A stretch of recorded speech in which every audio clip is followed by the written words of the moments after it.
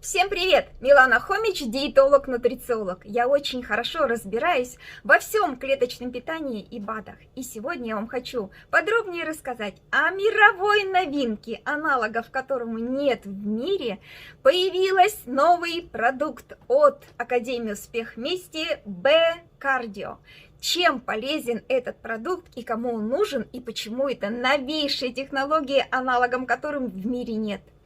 B-Cardio является усилителем оксида азота. Оксид азота это вообще бесцветный газ, и раньше он считался совершенно бесполезным для организма. И вот в 1992 году были открыты его лучшие стороны. Оказалось, что оксид азота это сигнальная молекула нашего организма, без которой не проходят полностью все биохимические реакции. 1992 год даже назвали годом оксида азота. В 1998 году один американский ученый, Луи Гнара, был удостоен Нобелевской премии за то, что он открыл необычайные способности для нашего организма оксида азота.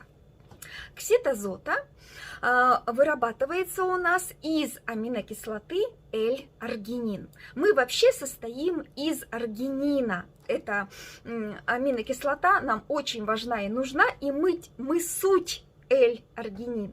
Ну вот скажу, что сперматозоиды на 96% состоят из L-аргинина. В грудном молоке 95% L-аргинина. Поэтому мы из аргинина, так сказать, с вами вышли, мы из него состоим.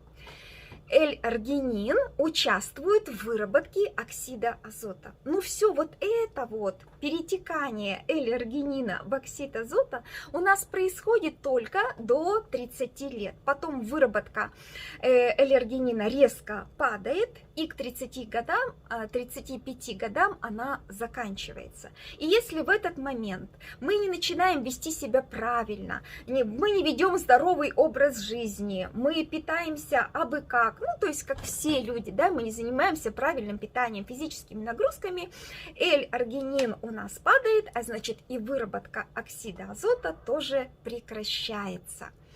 L-аргинин вообще он есть в обычных продуктах питания, его можно как бы приподнять. Суточная норма L-аргинина 6 грамм.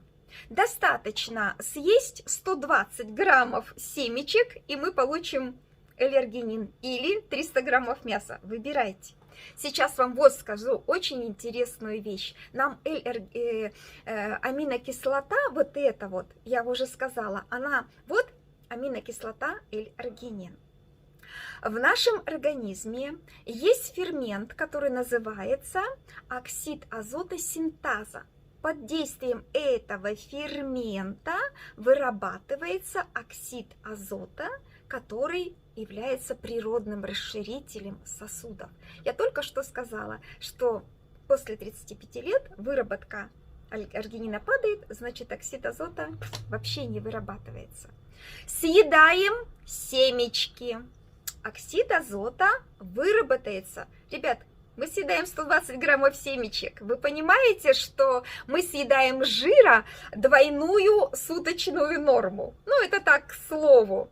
Хотя L-аргинин мы получили. Но чтобы мы его получили и выработался оксид азота, нам к этим семечкам нужно добавить обязательно фолиевую кислоту. А это значит мисочку салата с зеленью надо съесть и обязательно витамин Е. А это значит маслицем надо полить. Жира мы еще прибавили.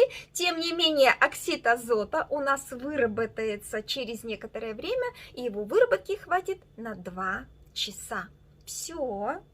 Жира, я уже сказала, сколько мы получили? Двойную суточную норму. А если с маслицем, то еще больше. Когда мы будем пить с вами B-Cardio, то выработка оксида азота повышается через 15 минут. Там будут, ребята, тест-полосочки, которые вам прямо скажут по слюне, по тест-полоскам, это можно будет определить, что через 15 минут окись азота уже повышается. Представляете, какая красота? Сейчас расскажу, кому нужен этот продукт и почему он так важен для всех.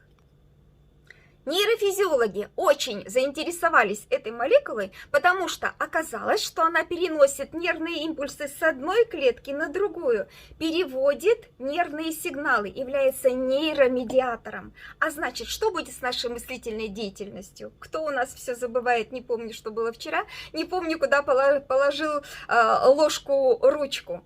Для улучшения памяти лучше, для болезни Альцгеймера лучше, но улучшение мозгового кровообращения надо всем, верно?